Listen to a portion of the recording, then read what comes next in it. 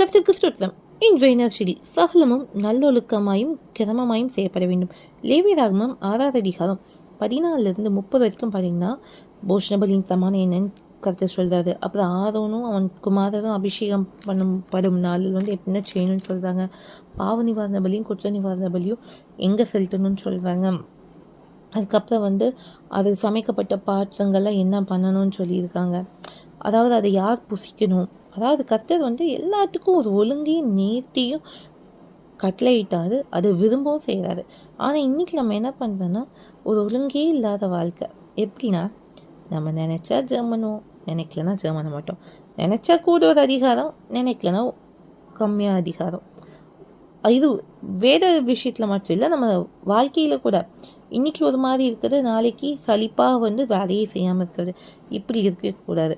கர்த்தர் ஒழுங்கும் கிரமமாய் ஒவ்வொரு காரியமும் செய்யணும்னு விரும்புகிற தேவன்.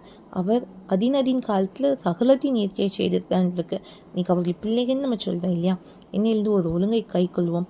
ஒவ்வொரு நாளும் கர்த்தர் விரும்புகிறபடி வாழ்வோம்.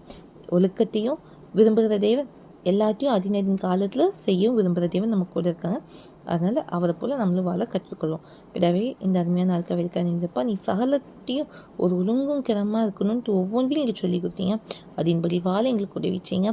நாங்களும் ஒவ்வொரு காரியத்திலும் ஒழுங்காய் கிரமமாய் செய்ய உதவி செய்யுங்க. ஏசு சமைச்சிக்கணும் பிறவே ஆமீன்.